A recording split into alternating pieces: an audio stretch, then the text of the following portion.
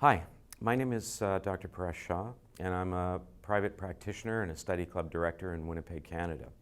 And my topic is actually the 21st century practice, but I'm going to be focusing on just one aspect of it today. I feel that there are three main drivers to success in a practice in order to stay relevant as we move forward in the 21st century. And one is leveraging technology through appropriate communication, diagnostics, and treatment. And the other is developing a true, comprehensive, interdisciplinary practice and mindset, just like we're used to with a Seattle Study Club environment. And the third is understanding changes in your patient base and the changing values that drive your patients. And that's what I want to focus on in this practice inspiration. This is a photograph of my daughter, Serena. She is graduating from dental school. This was 2 years ago, and I'm actually in the hooding ceremony. And as I look at this picture and I look at Serena, I realize, you know, my first 28 years of practice, I've seen a variety of different patients, different cultures, different demographics. And I'm pretty sure that Serena's first 28 years, her interactions with her patients are going to be quite different from my interactions that I've had with my patients. And how do we deal with all of these? Well, do we wonder if technology is going to get us there? Well, technology is important. In fact, I don't feel it's about the technology. I feel patients expect modern technology. They expect modern facilities. They expect best-in-class techniques. That's a given. We have to be relevant and keep current with all of that. But it's actually about our patients and valuing their needs. I'm going to call my patients Lisa, and you all have Lisas in your practice. And it's about understanding and valuing their needs. These are all of my Lisas, and I'm going to share a bit of a story with all of them in just a moment. For the longest time, we've had doctor-centric practices. Patients felt privileged to actually come to me, come to us for treatment, for our expertise, because that was the focus. Oh, Dr. Shah has this expertise, that's why I want to go. It wasn't always necessarily about the patient first. It was about our expertise. Well, the biggest shift I feel that's moving forward is that it's no longer about the dentist directing the patients. It's actually about patients defining their needs for the dentist. And it's our job to still help them achieve that goals within proper ethical and, standards of care. So now we have more of what's called a patient-centered practice. We're actually privileged. Aren't you privileged to actually have patients choose our practice over the one across the street? Dealing with differences in empathy is also important. We have to be able to understand that with each patient as they come in and what is driving them. And we face generational differences. That's one of the big challenges. This is a time where we have a variety of generations in our workplace, and we have to be able to understand how to deal with all of them. Empathy is about creating a connection, of listening, appreciating and understanding the needs of the patients. Those are very important things. And with generations, oh my God, the easiest thing for me to do is when we have a family gathering. I mean, we've got a variety of generations, from me being a baby boomer to our daughter and our nieces and nephews being Gen Xers and Gen Ys. And how do we deal with just talking and what makes us laugh, what makes us upset about things. It's been a great learning experience when we get together as a family. The shift in focus is that different age groups are driving dentistry differently, and our interactions have to adapt to these changes. We have a variety of generations, right from Gen Z all the way up to the silent generation. And I'm going to go through a little bit and just talk about some of the interactions that I feel are valuable to engage with our patients. So the silent generation, or we call in Canada the snowbirds, this is my 90-year-old Lisa, and she came to see me and said, "Hey, Dr. Shah, why do you have all these pictures of patients in your reception area, but no one has gray hair?" And I'm like, "Lisa, you're right, I never even thought about that." She goes, "Well, once you finish making my new sets of dentures, I want my picture up there." And you know what? We actually did that for her. Now, That was her form of social validation. Now, do you think she went off home and posted it on Facebook? No, probably not. But she may have called up one of her friends and said, hey, I got my picture up at Dr. Shah's office now. It was important to her, and she brought that up and she expressed that. My 50-year-old Lisa, do you think she cares about her appearance? You're darn right she does. She wants to look and feel young. This is a baby boomer. I'm a baby boomer. Worked our entire lives building legacies, raising families. One of the key things is with baby boomers, language ruled at home. Grew up with newspapers, radio, and actually discussion and debate. We actually sat at the dinner table and talked every day. So if we're seeing a baby boomer in our practice, conversation and dialogue is important because we process information in an auditory manner. We need to understand first before we accept something. We need to know the why. Why are you telling me that I need this for my health or for my smile, for my bite? It's important to understand that through conversation. Does that mean we're not going to like videos and digital stuff? No, it's not necessarily, but really need to touch and feel and understand that. The one other advantage of baby boomers is there's time flexibility. A lot of baby boomers already have established careers, disposable income. They're the ones that you might be able to schedule at your convenience because they're not defined by rushing and staying at work for the whole time. They might even own their own business, which is kind of nice. My 30-year-old Lisas, these are the Gen Xers. These are our new leaders. They're leading our economy. In fact, in Canada, our Prime Minister is a Gen X leader. They have families and careers. Life is busy. Some of them have financial means. Some of them are building their financial means, so they're getting there, okay? They learn to process things visually. Grew up with TV, with PowerPoint, whiteboards.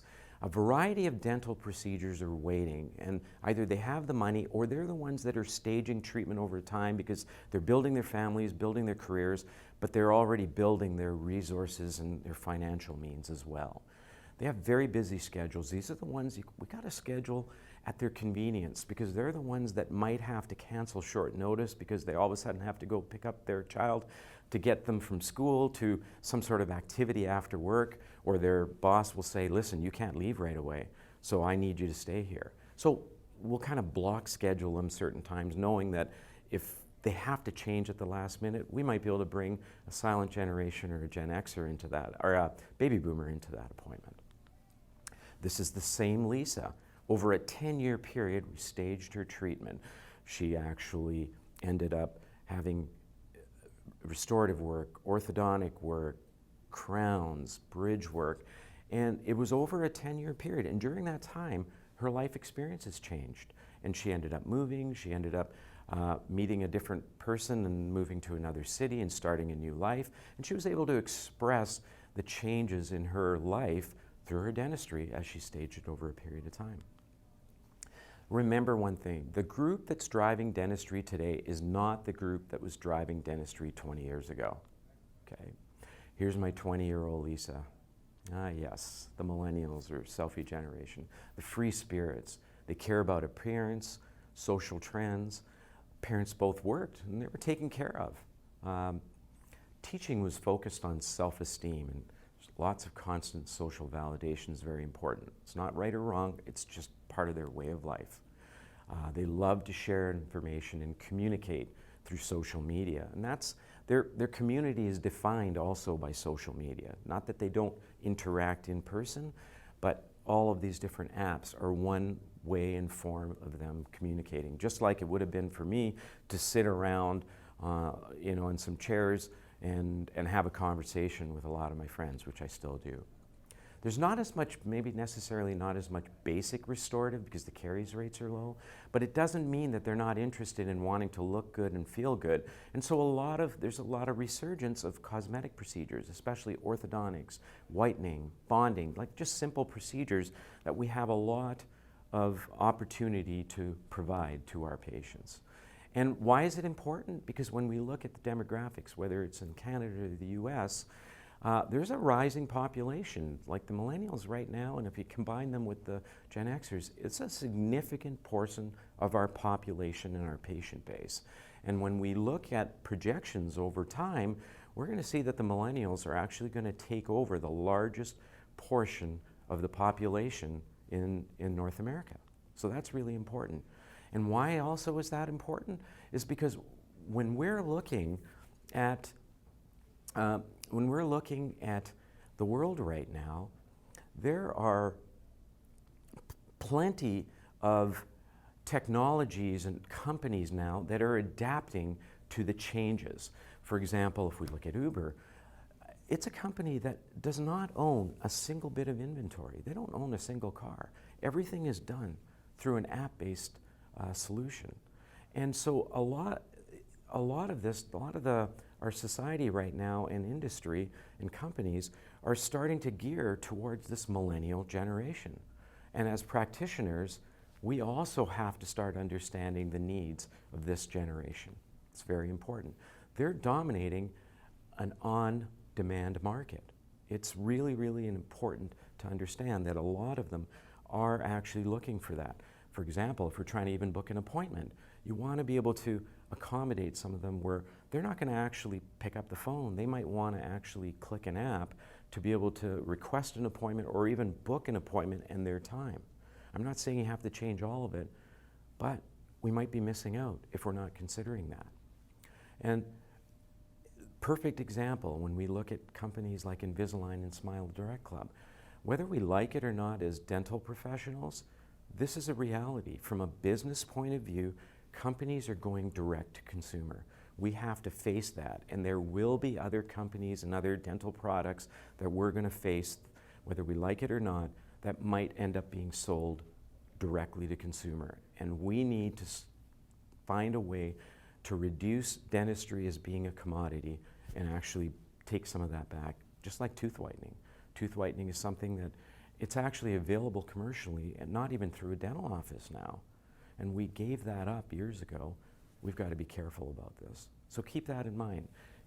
It doesn't mean that I'm saying this is good or bad. It's a reality, and we have to face that. Right now, with this large population of millennials, they're the right now generation.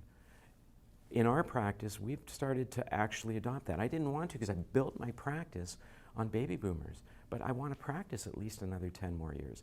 So I have to embrace this group. That upper picture there, if I brought a millennial in and I said, hey, I'm going to take an impression, send a cast, send it off, you come back 2 weeks later and I'll show you what it might look like, they're probably going to say no. They want to go, I want to figure out what it looks like right now, because the person across the street I see on social media can show me what my smile is going to look like right away. So I'll actually maybe do a mock-up directly in the mouth that moment for that patient, rather than doing a smile design that I might do for a baby boomer that wants to sit and understand a little more. Or when we're looking at an app and they can actually message us directly to our admin team and go, hey, you know, I need to move my appointment. Can I do that? What other options do you have? They can actually book that. So those are important things that we have to try and consider adapting for this generation. Will technology solve our patient communication issues?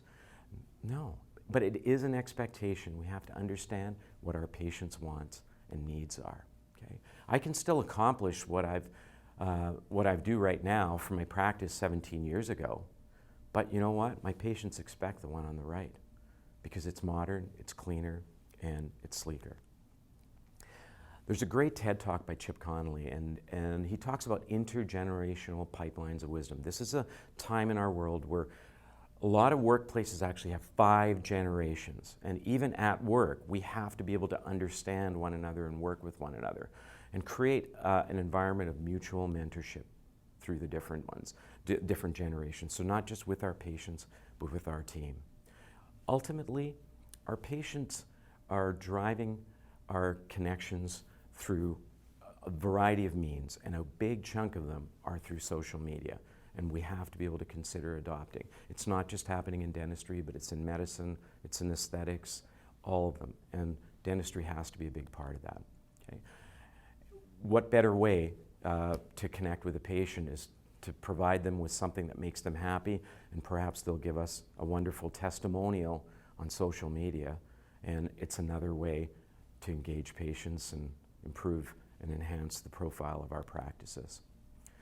I hope you consider some of these generational differences and how you communicate with the patients. Thank you very much for your time.